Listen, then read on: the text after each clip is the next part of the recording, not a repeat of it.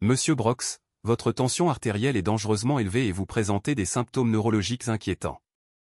Vous devez aller à l'hôpital maintenant, dit la femme de ménage avec une fermeté telle que le PDG milliardaire cessa de hurler au téléphone. Richard Brox, 53 ans, propriétaire d'un empire pharmaceutique pesant 2 milliards de dollars, regarda la femme noire de 42 ans comme si elle venait de parler chinois. Keisha Washington se tenait là dans son uniforme, tenant ses produits de nettoyage, ayant l'audace de lui donner un avis médical. « Excusez-moi. » Richard rit avec dérision, baissant son téléphone portable. « Vous me donnez des conseils médicaux maintenant? C'est quoi votre formation déjà? Nettoyage de pointe? » Le sarcasme trancha l'air du bureau luxueux, au 30e étage de la tour Brox Pharmaceutical. Keisha venait d'être témoin de Richard titubant, ses mains tremblantes et son esprit confus lors d'une réunion en vidéoconférence. Des symptômes qu'elle reconnut immédiatement, mais que tous les dirigeants présents ignorèrent complètement. « Monsieur, je ne suis pas seulement, » commença Keisha, mais elle fut interrompue. « Vous n'êtes rien qu'une femme de ménage, » grogna Richard, le visage rouge d'irritation. « Retournez à vos produits chimiques et laissez-moi diriger mon entreprise en paix. Et la prochaine fois, nettoyez en silence. » Ce que Richard ne savait pas, c'est que Keisha Washington avait été infirmière diplômée d'État pendant 15 ans avant de tout perdre dans un scandale fabriqué. Une affaire de discrimination raciale si brutale qu'elle la força à prendre des emplois de nettoyage pour survivre. Mais son esprit médical ne cessa jamais de fonctionner. Elle avait remarqué les signes depuis des semaines. Le ralentissement de la coordination, les troubles occasionnels de l'élocution, les épisodes de désorientation que Richard rejeta comme du stress professionnel. Tous les symptômes indiquaient une affection neurologique grave qui, si elle n'était pas traitée, pourrait être fatale. « Je comprends parfaitement, Monsieur Brox, » répondit Keisha avec un calme troublant. « Je continuerai à faire mon travail. » Mais pendant que Richard retournait à ses appels décisifs, Keisha fit quelque chose qu'il n'aurait jamais attendu. Elle commença à tout documenter discrètement. Chaque symptôme, chaque épisode, chaque moment où son arrogance l'emportait sur son instinct de survie. Richard Brox pensait avoir un contrôle total sur son entreprise et sur ses subordonnés. Ce qu'il ne réalisa pas, c'est que la femme qui nettoyait son bureau gardait un secret qui pourrait lui sauver la vie s'il cessait d'être assez arrogant pour écouter. Alors que Keisha rangeait tranquillement ses produits de nettoyage, ses yeux entraînés continuaient d'observer. Elle savait exactement ce qui se passait avec Richard Brox. Et surtout, elle savait exactement comment agir. Si vous avez déjà été sous-estimé en raison de votre couleur ou de votre statut social, alors vous savez que parfois la meilleure vengeance est simplement d'avoir raison quand tout le monde a tort. Abonnez-vous à la chaîne pour découvrir comment une modeste femme de ménage deviendrait la seule personne capable de sauver la vie de l'homme qui la méprisait. 3 jours plus tard, Richard Brox allait plus mal, mais son arrogance avait triplé. Lors d'une réunion du conseil d'administration, Keisha le vit confondre les noms de ses propres directeurs et répéter la même question 3 fois en 10 minutes. Quand elle s'approcha discrètement pour débarrasser la table de conférence, elle entendit des fragments de la conversation qui l'alarmèrent. « Richard, ça va? Vous semblez confus aujourd'hui, » murmura James Morrison, le DAF, avec une sincère inquiétude. « Confus ?» Richard explosa, claquant son poing sur la table. « Je vais parfaitement bien. Peut-être que vous ne suivez pas ma pensée. J'ai toujours eu 3 coups d'avance sur tout le monde. » Keisha vit le subtil tremblement dans sa main gauche.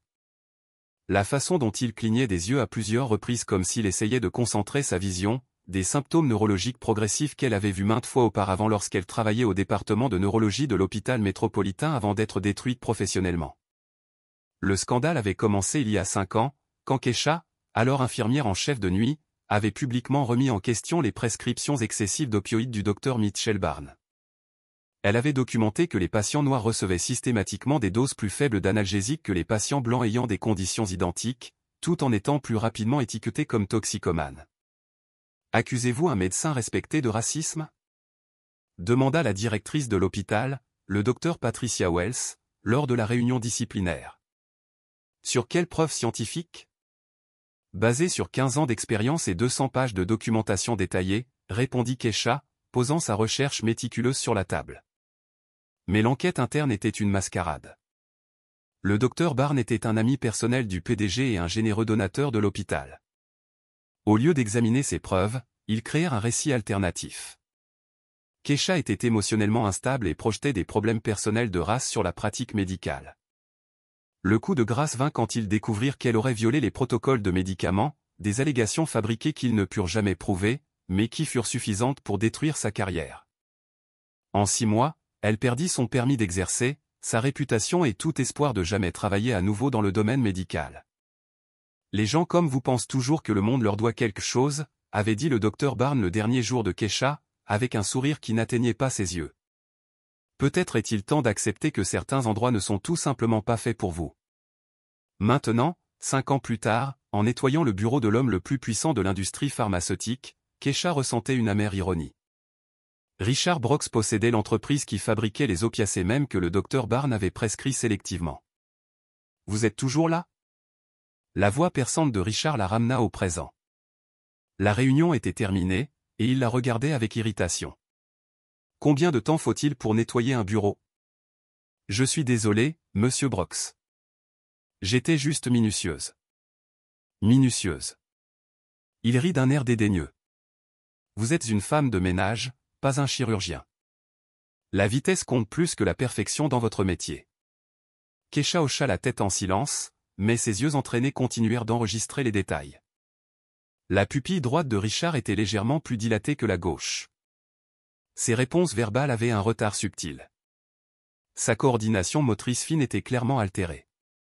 Signe classique d'une pression intracrânienne accrue. Et autre chose, continua Richard, ajustant sa cravate avec des mouvements moins précis que d'habitude. La prochaine fois que vous aurez la brillante idée de me donner des conseils médicaux, rappelez-vous que je paie certains des meilleurs médecins du pays. Je n'ai pas besoin de l'avis de quelqu'un qui nettoie les toilettes pour vivre. La cruauté désinvolte de ces mots la blessa profondément. Mais Keisha gardait son expression neutre. Elle avait appris à absorber l'humiliation sans réagir, une compétence développée au fil des ans de discrimination systématique.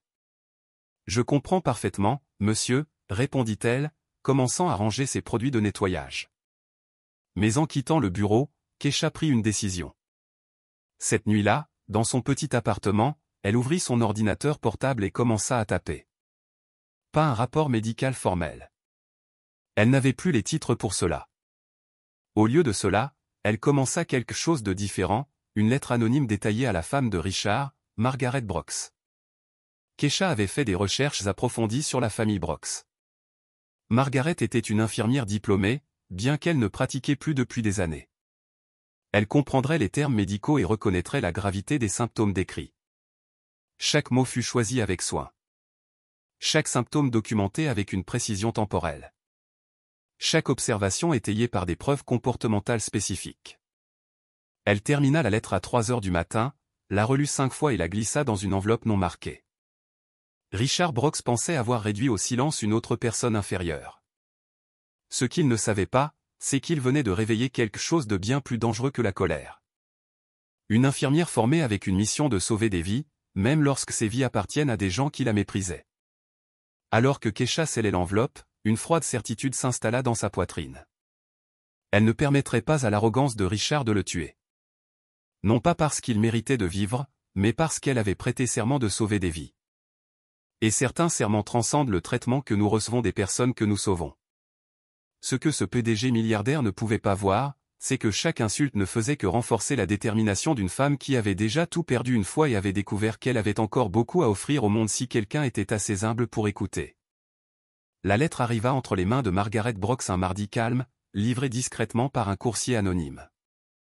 Margaret, diplômée en soins infirmiers de l'université Johns Hopkins, reconnut immédiatement la précision clinique du langage et la gravité des observations décrites.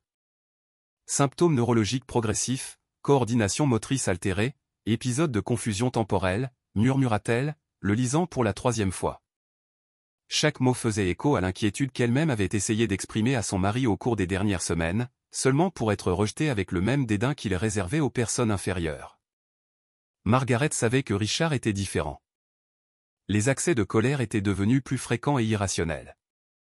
Il oubliait des rendez-vous importants, répétait les mêmes histoires lors des dîners, et son écriture autrefois impeccable tremblait maintenant comme celle d'un homme beaucoup plus âgé. Qui a bien pu écrire cela ? S'interrogea-t-elle, se penchant sur chaque détail médical méticuleusement documenté. Quelqu'un avec une formation formelle, certainement. Quelqu'un qui observait Richard de près, régulièrement. Pendant ce temps, au 30e étage de Brox Pharmaceutical, Keisha exécutait son plan avec la précision d'une infirmière chevronnée. Lors de ses tournées de nettoyage, elle avait discrètement commencé à tout documenter. Moment des épisodes, intensité des tremblements, schéma de confusion mentale. Elle avait une alliée inattendue, le docteur Patricia Williams, une neurologue à la retraite qui travaillait à temps partiel comme consultante en assurance médicale dans l'immeuble d'Accent Grave Côté. Keisha l'avait rencontrée sur le parking lorsque Patricia avait commenté avoir reconnu des techniques infirmières dans la façon dont Keisha avait aidé une femme âgée qui avait trébuché. « Vous étiez infirmière » avait observé le docteur Williams. Pas comme une question, mais comme un fait. Pendant 15 ans, avait admis Keisha, attendant le jugement habituel. Au lieu de cela, Patricia lui tendit la main. Neurologue depuis 30 ans, et je reconnais toujours la compétence quand je la vois. Cette conversation décontractée sur le parking se transforma en un partenariat improbable. Le docteur Williams, une femme noire de 62 ans qui avait elle-même mené ses propres batailles contre les préjugés en médecine, comprit immédiatement lorsque Keisha décrivit les symptômes de Richard. Tumeur cérébrale, anévrisme, ou une affection progressive comme la sclérose en plaques, avait diagnostiqué le docteur Williams lors de leur conversation au café du coin. L'un ou l'autre de ces cas pourrait être fatal si ce n'était pas traité. Avez-vous tout documenté avec soin? Keisha montra son carnet manuscrit où elle avait méticuleusement enregistré chaque observation. Patricia hocha la tête avec approbation professionnelle. Cet homme aurait dû subir des tests neurologiques depuis des semaines. Son arrogance va le tuer. Leur plan était simple. Fournir suffisamment de preuves à Margaret Brox pour qu'elle exige une évaluation neurologique complète. Mais Richard rendait les choses difficiles avec son refus systématique de reconnaître tout problème. Le docteur Harrison m'a dit que je travaillais peut-être trop. Richard avait commenté à Margaret lors du dîner, ne réalisant pas qu'il avait fait référence au dermatologue comme si c'était son cardiologue. Mais je ne fais pas confiance aux jeunes médecins. Ils préfèrent diagnostiquer des problèmes qui n'existent pas. Margaret avait échangé un regard inquiet avec sa fille, Jessica, qui était en visite pour le dîner. Jessica, étudiante en médecine en dernière année, avait aussi remarqué les changements chez son père. « Papa, quand as-tu fait ton dernier bilan de santé complet ?» demanda Jessica délicatement.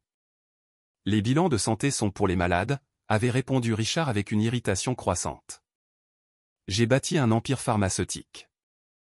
Je pense que je sais quand quelque chose ne va pas avec mon propre corps. » C'est cette même semaine que l'épisode le plus alarmant se produisit. Keisha rangeait la salle de conférence quand Richard entra, visiblement confus.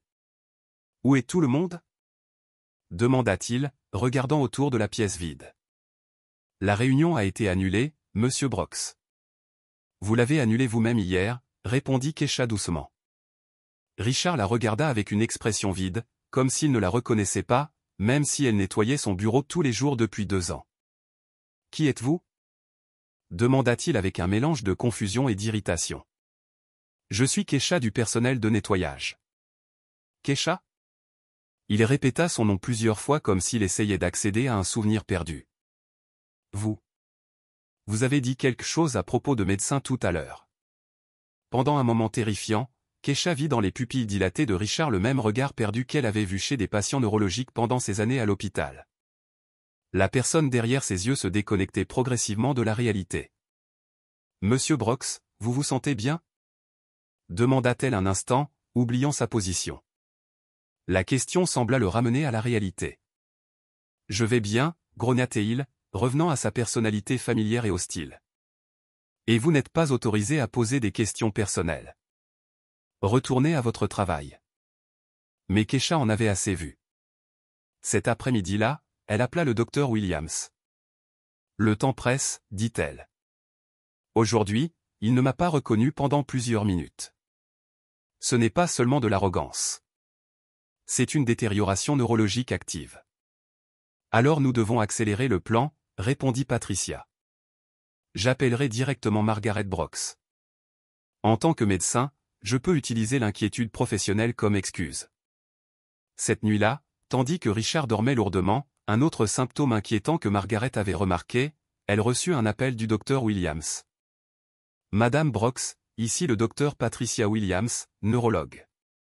J'ai reçu des informations préoccupantes concernant les symptômes de votre mari et je crois qu'il a besoin d'une évaluation neurologique immédiate. Margaret tenait le téléphone avec des mains tremblantes. Docteur, j'ai essayé de le convaincre de chercher de l'aide, mais il refuse d'écouter. Je comprends parfaitement.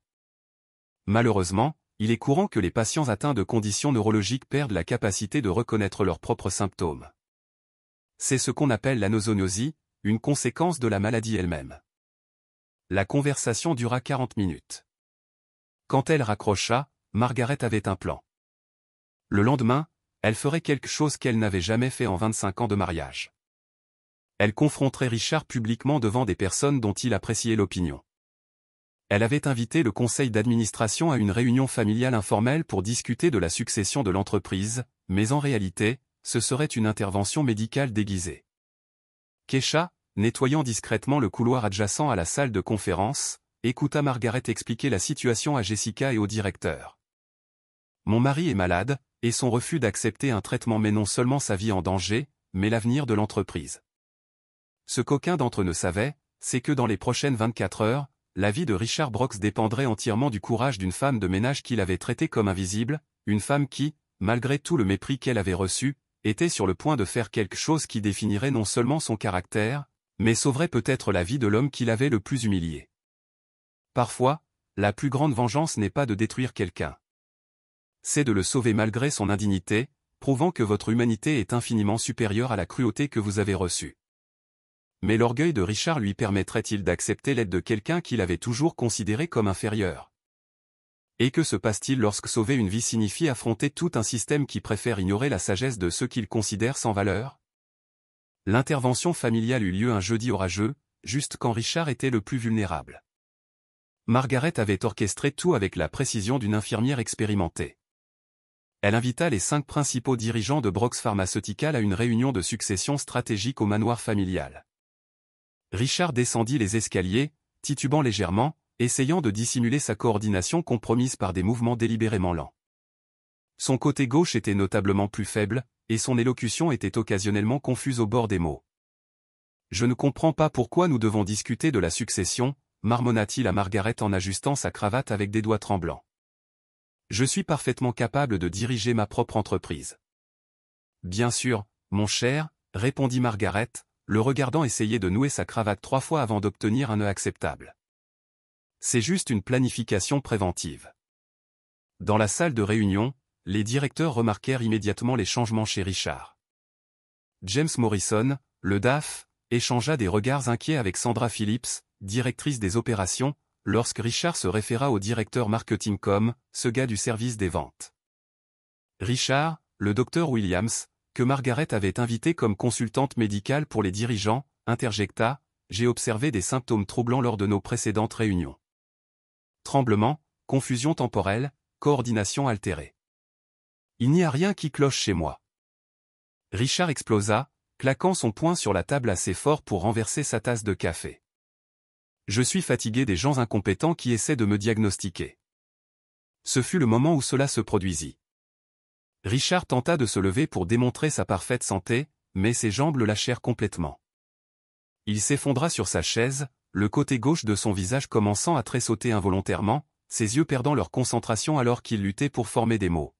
« Je ne porte, » bredouilla-t-il, sa main droite tremblant violemment alors qu'il tentait d'atteindre le verre d'eau. Margaret composa immédiatement le 911, mais ce fut le docteur Williams qui prit le contrôle de la situation. Symptômes neurologiques aigus, AVC possible ou crise convulsive secondaire. Nous avons besoin d'un transport immédiat à l'hôpital. En attendant l'ambulance, quelque chose d'inattendu se produisit. Margaret reçut un appel de quelqu'un qu'elle n'attendait pas, Keisha Washington. « Madame Brooks, ici Keisha du personnel de nettoyage du bureau de votre mari. J'appelle parce que je dois vous faire savoir que j'ai documenté tous ces symptômes au cours des dernières semaines. » Margaret faillit laisser tomber le téléphone. « Vous êtes infirmière. » Je l'étais. Avant d'être forcé de nettoyer des bureaux par des gens qui me traitent comme un moins que rien. L'amertume dans la voix de Keisha était palpable. Mais il y avait autre chose, Une compétence médicale absolue. Votre mari présente des signes classiques d'une tumeur cérébrale ou d'un anévrisme. Les symptômes progressifs, le déclin cognitif, les tremblements unilatéraux. Tout est documenté dans mon rapport. Quel rapport? Celui que j'ai envoyé à tous les directeurs de son entreprise il y a 3 jours. Le même qu'ils ont ignoré parce qu'il venait d'une simple femme de ménage. Margaret sentit le sang quitter son visage. Vous l'avez envoyé au directeur? La révélation frappa Margaret comme un coup de poing dans l'estomac. Alors que Richard était chargé dans l'ambulance, elle réalisa toute l'ironie. La femme que son mari avait traitée avec le plus de mépris était la seule personne qui avait essayé de lui sauver la vie. À l'hôpital, le diagnostic du docteur Chen confirma chaque mot que Keisha avait dit, un anévrisme cérébral à saignement lent provoquant des symptômes neurologiques progressifs. Sans l'intervention d'aujourd'hui, il aurait subi une rupture complète d'ici quelques jours. La mort était presque certaine. Quand Richard reprit conscience après la chirurgie d'urgence, ses premiers mots furent un murmure rauque. Où est la femme de ménage? Margaret lui tint la main, encore faible des sédatifs. Keisha, elle est dans le couloir, mon cher. Elle attend depuis 6 heures.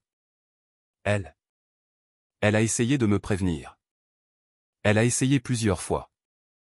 Et vous l'avez traitée comme un moins que rien. Richard ferma les yeux, des larmes coulant sur ses joues pâles. J'ai besoin de lui parler. Quand Keisha entra dans la pièce, Richard pouvait à peine soutenir son regard. La femme qu'il avait publiquement humiliée se tenait là, portant toujours son uniforme de nettoyage, mais arborant une dignité qui rendait son arrogance précédente pathétique et insignifiante. « Vous m'avez sauvé la vie », murmura-t-il. « J'ai essayé de la sauver depuis des semaines. Vous avez choisi de m'humilier à la place. Je sais. » Sa voix se brisa. « Je sais que je ne mérite pas votre pardon, mais vous avez raison. Je ne le mérite pas. » Keisha tira une chaise et s'assit, gardant une distance respectueuse. « Mais je n'ai pas sauvé votre vie pour vous. Je l'ai sauvée parce que j'ai prêté serment de protéger des vies. Et certains serments sont plus grands que le traitement que nous recevons des personnes que nous sauvons. » L'humiliation de Richard ne faisait que commencer. Dans les jours qui suivirent, l'histoire fut divulguée entièrement. Le PDG milliardaire qui faillit mourir parce qu'il était trop arrogant pour écouter une infirmière devenue femme de ménage qui avait correctement identifié ses symptômes des semaines plus tôt. Sandra Phillips et James Morrison tentèrent de dissimuler le scandale, mais Margaret avait conservé des copies de toutes les communications où ils ignoraient et ridiculisaient les préoccupations médicales de Keisha. Des enregistrements de réunions où ils suggéraient de la licencier pour comportement inapproprié devinrent viraux sur les réseaux sociaux. Les médias transformèrent l'affaire en un symbole national de discrimination dans l'environnement corporatif. Une femme de ménage noire sauve le PDG qui la méprisait, fit la une des journaux pendant des semaines. Le conseil d'administration de Brox Pharmaceutical convoqua une réunion d'urgence. L'entreprise perdit 300 millions de dollars en valeur marchande en 3 jours, et Richard fut contraint de démissionner temporairement de son poste de PDG pour sa convalescence médicale et pour une réflexion sur les politiques de ressources humaines. Mais la plus grande humiliation vint quand Richard apprit que Keisha avait refusé toutes les offres d'indemnité de départ et d'interview rémunérées. « Je n'ai pas besoin de l'argent du sang de quiconque, dit-elle aux journalistes. J'ai besoin que cela serve d'exemple. La compétence et la dignité ne dépendent pas des diplômes ou de la couleur de peau. » Pendant que Richard se remettait de l'opération, faisant face à des semaines de physiothérapie pour retrouver sa coordination motrice, Keisha retourna tranquillement à son travail de nettoyage. Mais maintenant, chaque employé de Brox Pharmaceutical la traitait avec le respect qu'elle avait toujours mérité. L'homme qui avait passé toute sa vie à rabaisser les personnes inférieures avait appris de la manière la plus humiliante possible que sa vie dépendait des personnes même qu'il considérait invisibles. Et le monde entier regardait sa leçon d'humilité être diffusée aux nouvelles nationales. Mais Richard avait-il vraiment retenu la leçon?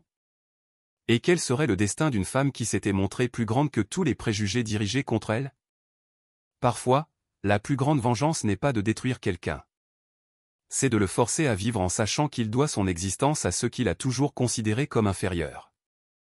6 mois plus tard, Keisha Washington reçut le prix national de l'héroïsme du chirurgien général des États-Unis lors d'une cérémonie diffusée en direct à travers le pays. Le même uniforme de nettoyage qui avait été l'objet de ridicule était maintenant encadré au Musée national d'histoire afro-américaine avec une plaque qui disait « L'uniforme d'une femme qui a prouvé que la compétence n'a pas de couleur ». Richard Brooks regardait depuis le premier rang dans un fauteuil roulant dont il avait encore occasionnellement besoin en raison des effets résiduels de l'opération. Ses mains tremblaient légèrement, non plus de la maladie, mais de l'émotion de voir la femme qu'il avait humiliée être célébrée comme elle aurait dû l'être depuis le début. « Mesdames et messieurs », dit Keisha au microphone, sa voix résonnant dans l'auditorium bondé. « Pendant 15 ans, j'ai été infirmière. Pendant 5 ans, j'ai été traitée comme si j'étais invisible. Mais aujourd'hui, je comprends que je n'ai jamais cessé d'être ce que j'ai toujours été, quelqu'un qui sauve des vies, peu importe qui le reconnaît ou non. » Brooks Pharmaceutical avait été contrainte de mettre en œuvre des changements drastiques après le scandale. Sandra Phillips et James Morrison furent licenciés pour conduite discriminatoire, et l'entreprise créa un programme de diversité qui devint un modèle national. Ironiquement, le cours de l'entreprise se rétablit complètement après qu'elle eut démontré un réel engagement envers l'inclusion. Le docteur Patricia Williams, maintenant directrice médicale du nouvel institut Keisha Washington pour la médecine préventive, souriait depuis le public. L'institut, entièrement financé par un don anonyme de 10 millions de dollars de Richard Brooks, offrait une formation médicale gratuite aux personnes des communautés mal desservies. Quand cet homme m'a dit de rester à ma place, continua Keisha, il ne savait pas que ma place a toujours été de sauver des vies. Il ne pouvait tout simplement pas voir au-delà de ses propres préjugés. Richard avait essayé de la contacter plusieurs fois pendant sa convalescence, mais Keisha garda ses distances par respect. Non pas par colère, mais parce qu'elle comprenait que certaines leçons doivent être vécues seules pour être véritablement apprises. L'humiliation publique à laquelle Richard dut faire face fut à la fois dévastatrice et profondément transformatrice. Il perdit des amis, son influence sociale, et fut contraint d'affronter le poids de décennies d'arrogance insouciante. Mais, au milieu de cette chute, il gagna quelque chose qu'il n'avait jamais possédé auparavant, une humilité authentique, ainsi qu'un respect sincère pour les personnes qu'il avait toujours considérées comme inférieures. La vengeance, conclut Keisha dans son discours, ce n'est pas de faire payer quelqu'un pour ce qu'il nous a fait. La véritable vengeance, c'est de devenir si grand que leur petitesse ne puisse plus nous atteindre. L'ovation qui suivit dura 8 minutes. Richard fut l'un des premiers à se lever, applaudissant, les larmes coulant librement sur son visage. Plus tard, dans le couloir, il eut enfin la chance de s'adresser brièvement à Keisha. « J'étais un idiot », avoua-t-il simplement. « Vous l'étiez », répondit-elle sans hésiter. « Mais les idiots peuvent apprendre, s'ils trouvent assez d'humilité en eux. Merci de m'avoir sauvé, même si je ne le méritais pas. » « Je ne vous ai pas sauvé parce que vous le méritiez », dit Keisha en ajustant le métal qui ornait sa poitrine. « Je vous ai sauvé parce que certaines choses sont plus grandes que la façon dont on nous traite, et parce que la meilleure manière de vaincre les préjugés est de prouver que notre humanité dépasse toujours la cruauté des autres. » Richard hocha la tête, conscient qu'il passerait le reste de sa vie à tenter de gagner un pardon qui lui avait déjà été accordé. Aujourd'hui, Keisha dirige 3 hôpitaux communautaires et forme de jeunes médecins à l'art de l'observation clinique avancée. Richard, lui, a quitté le monde des affaires pour se consacrer entièrement à la philanthropie, en particulier au programme d'éducation médicale destiné aux minorités. Ce jour-là, 2 vies furent sauvées, l'une d'un anévrisme cérébral, l'autre d'une ignorance terminale. La plus grande vengeance contre ceux qui cherchent à nous rabaisser n'est pas de les anéantir, c'est de devenir si remarquables qu'ils passent le reste de leur vie à tenter de comprendre comment ils ont pu être si aveugles. Keisha prouva que la compétence, la dignité et la grandeur ne dépendent jamais de l'approbation d'autrui, mais seulement d'un engagement inébranlable à être pleinement et fièrement soi-même. Si cette histoire a touché votre cœur, sachez que notre vraie force naît précisément au moment où d'autres cherchent à nous diminuer, et qu'aucune humiliation ne peut éteindre la lumière de ceux qui refusent de se plier.